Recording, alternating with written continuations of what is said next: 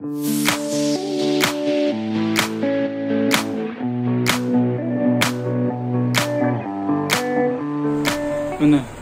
мына бөлмемізде топкада, осы топкада мына газдың пеші тұр, стиралка тұр. Мына жерде мойка тұр, раковина арқылы. Өзінде мына жерде счетчик тұр. Счетчиктің автоматтар ғой, счетчик алады тұр. Мына жерде химия заттардың шкафчигі. Мына жерде подача обратка. Өзінің теплый полды сразу по ходу қойып жіберді. Екі контур. Мына жерге құдай қалса келеді. Вода нагреватель.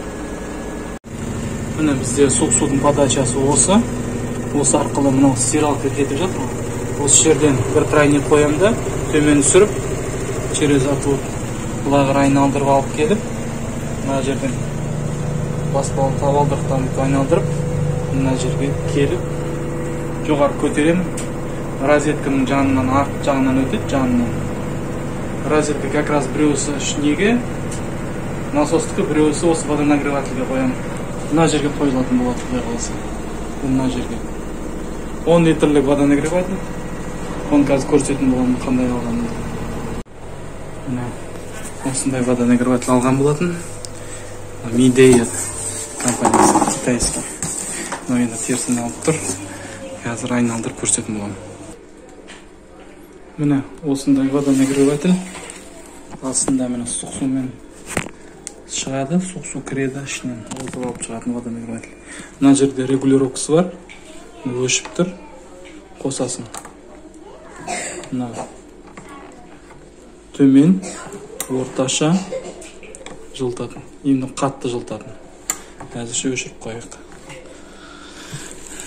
Midea деген компания көреміз. 10 литрлік бак. Міне мына бекітетін бір кронштейні тұр. Және комплектте өзінің дюбельдері жүр.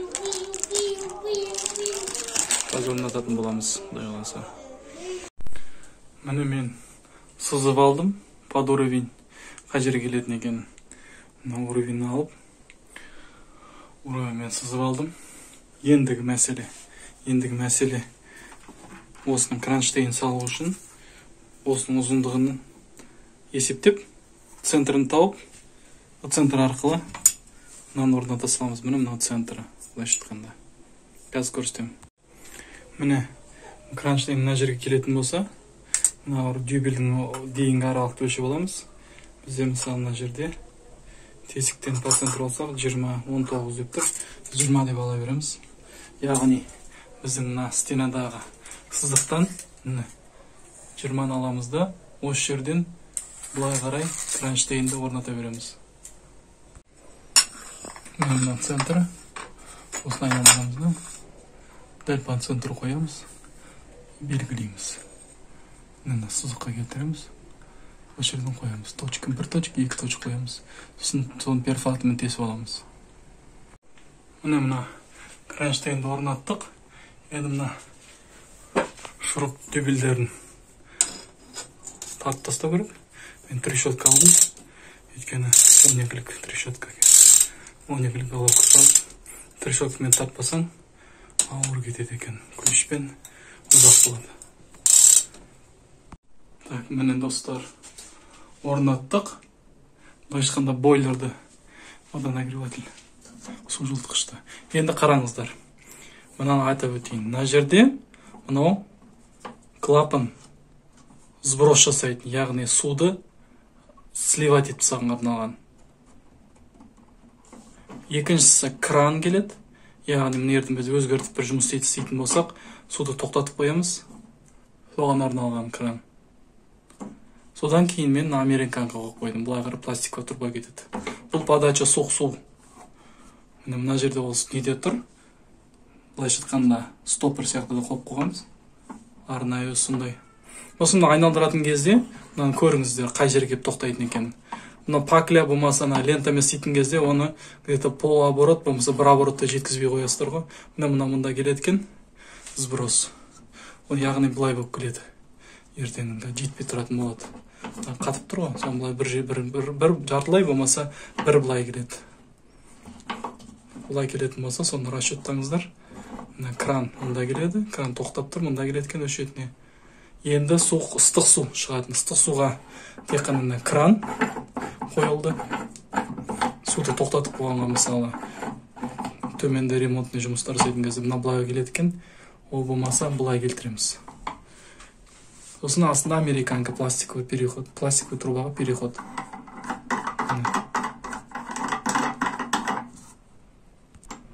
Міне. Түсіп кетті. Мына жерде артында уплотнитель болады, резина. Суды жібермес үшін. Осы американканы орнатып, пакляға, сосын мынаны тарта салуға болады. Бұл жерге өзі жаңағыдай лента орнамай, өзі уплотнитель арқылы, резина арқылы ұстай беретін болады. Мына жаңа біздің түсіп қалғанымыз. Оны аламыз да тарта саламыз. Бұл американка деп аталады. Негізі бұл жеке сатылады. Кран ғой бізде. Кранға жалғанады. Кран, шаровый кран. Вроде жақсысын беріңіз дедім, жақсысын бергендей болды. Бұны да мен базардан алдым, Жетісу базарынан, Алматыда. Сол, осы принциппен қазір құрайтын боламыз. Көріп отырыңыздар. Мына американканы орнатамыз. Орнату үшін мына жерге уплотнительный лента байлаймыз керек. Яғни ары қарай бағыттап бұрағандықтан резьба дейді ғой, резьбаның бағыты. Біз мына лентаны да сол бағытқа қарай айналды бұрайтын боламыз. Бұлай бұрамаймыз, өйткені бұл ашып жіберу мүмкін. Керісінше қарай ораған кезде. Сондықтан біз өзінің бұрау бағытына қарай лентаны орайтын боламыз. Көрініп тұрма сіздерге? Тартып тұрып, натяжкамен дейді ғой. Натяжкамен 2-3 қабатта жіберсек еш нәрсе етпейді. Негізінде американка резьбаның толық бағытын алмайды. Көрдіңіздер, жартылай ғана алады екен. Сондықтан біз мына жерге келтіреміз да қайшыны кестіреміз.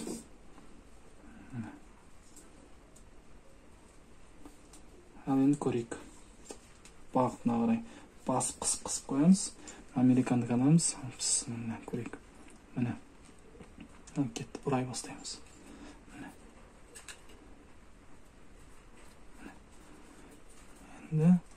Ендігі сәт біз мына ключпен бұны қаттырақ қып, разводный ключпен қаттырақ қып тарта бастаймыз.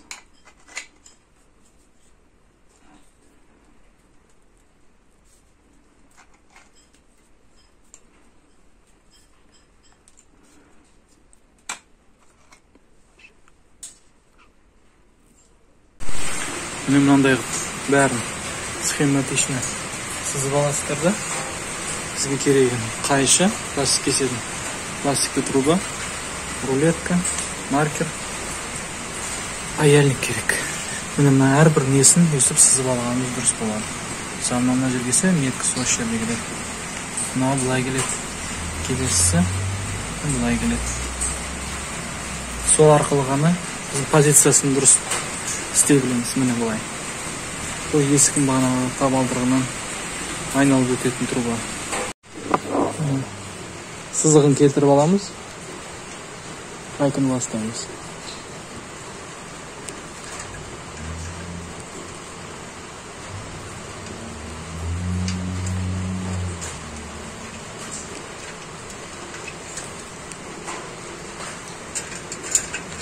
Қыса шығарамыз. Сызығына келтіреміз. Қысып ұстап тұрамыз 5 секундта. Жерге болады. Міне.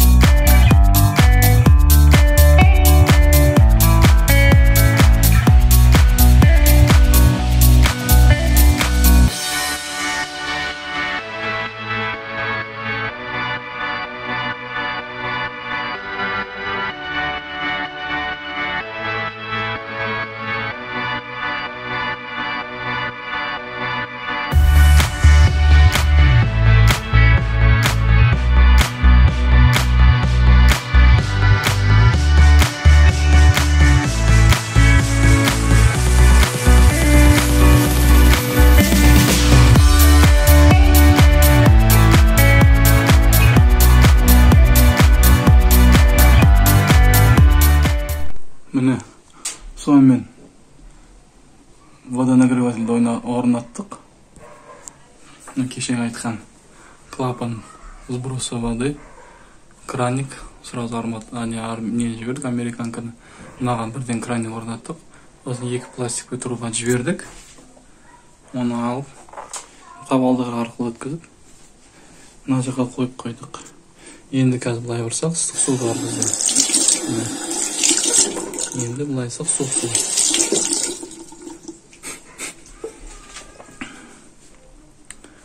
Қысқаша қалай водонагревательді орнатуға болады жайлы видео ақпарат осы. Менің ойымша бұл кез келген адам орнатып істей алады. Мен бұдан басқа міне мынау қосылған кезде көк жанады екен, енді ол өзінің несі настройкасы. Кез келген адам жасай алады деп ойлаймын, ол жерде еш қиындық жоқ.